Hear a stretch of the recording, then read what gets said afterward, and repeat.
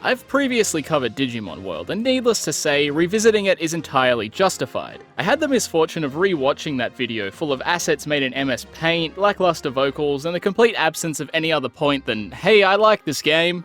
A lot has changed in a year, especially my approach to videos. So let's talk about something actually worth discussing this time. Enter Digimon World.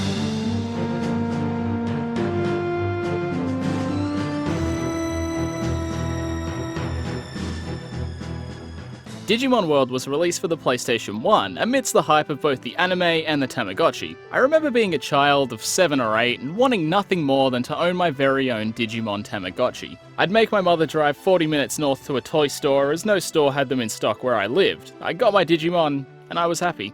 Until a day later when I realised that all it did was shit and die.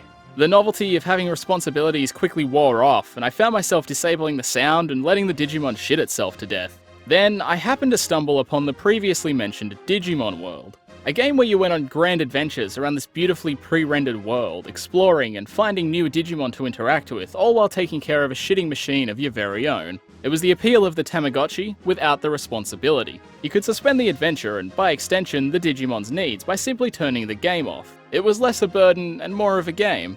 After having played it recently, the game itself still holds up quite well, for the wrong reasons. You start with this very odd cutscene where the protagonist, Hashumatsu Desuba, becomes awestruck by some kids in a park parading their obligations around like shitty parents. He promptly returns home, drops a bunch of acid, and gets eaten by his computer. In our drug-fueled haze, we're asked a series of questions by an old man, including our name and what type of day we prefer. We awake to quite the fanfare. Turns out we're in the digital world, and surprisingly, all of our organs are intact. This old chap here, Digimon, informs us that a great evil has taken over the island, and as a direct result, all the Digimon fucked off and left the city a barren wasteland. We're given the task of finding and returning as many Digimon as we can, while managing our very own and restoring the city to its former glory. Everything from this point is entirely dictated by the player. We have this unique situation which is completely void of any urgency, yet the task at hand is one of importance. It's a very casual romp through an enjoyable world with colourful characters and the seemingly innocent goal of populating the city. God,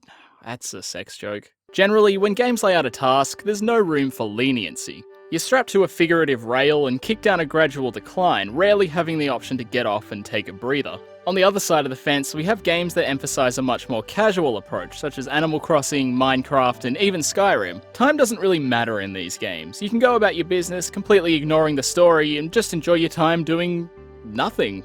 Digimon World falls between these two, as it allows you all the time in the world to complete the tasks at hand, but there's nothing to achieve outside the main task. You can take care of your Digimon, but that's more of a requirement which swiftly becomes a chore. Most of the experiences with Digimon World will play out the same way. You'll always meet the same Digimon in the same places, and they'll always provide the same services upon joining the city. The unique aspect comes from your Digimon. You start with either Agumon or Gabumon, depending on whether you pick day or night at the beginning. Each Digimon has various digivolving conditions based on stats, battles won, and how you treat them. If they shit too much outside a toilet or die a couple times in battle, you'll get the lower tiers of Digimon. Alternatively, if you walk around with a bag to their ass, ensuring there is not a drop spilt, you'll get the highest tier Digimon.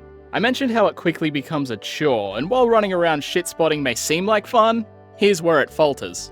So unlike Pokemon and anime characters, Digimon actually die. If you're looking to have them killed, you can achieve this by letting them die naturally from old age, neglect their basic needs and have them die in agony, or lose a battle a few times. Whenever your Digimon dies, they become an egg and hatch a fresh baby Digimon. Stats don't roll over, so you'll see a pattern emerge if you play for too long, which is as follows. Train for 5 to 10 days straight, digivolve to a formidable Digimon, recruit some more Digimon for your city, die, and start all over. It's in your best interest to keep your Digimon in as good a state as possible, which will see you prioritizing their needs over your own. This means plenty of needless backtracking, scrambling to find toilets randomly placed throughout the world, always carrying plenty of food in the shitfuck of an inventory you're given, and being prepared to grind to continue your journey. For a kid with nothing better to do, this was tolerable. However, as an adult who runs the world's most successful YouTube gaming show, I genuinely can't commit time to it. It's fucking tedious, and sure, there are ways to speed up training, but with all the other minor annoyances, I generally stop playing when my first Digimon dies.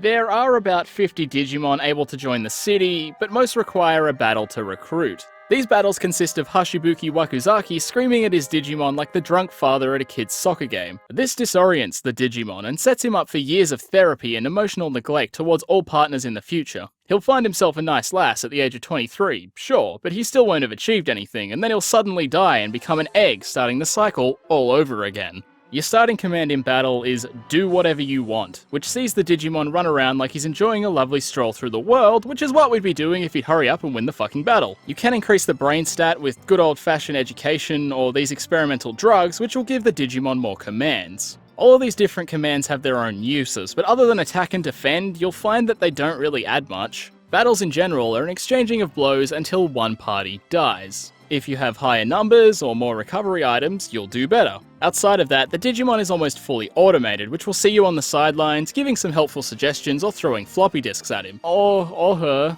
Digimon can be women, I'm not sexist. Please. The recruitable Digimon who don't require a bout of fisticuffs to influence will have strange requirements, such as Elecmon, who insists on electrocuting you 3 times before joining, and the oh-so-creatively titled Penguinmon, who insists you beat him at curling. This seems pretty easy based on the fact that he's a fucking penguin.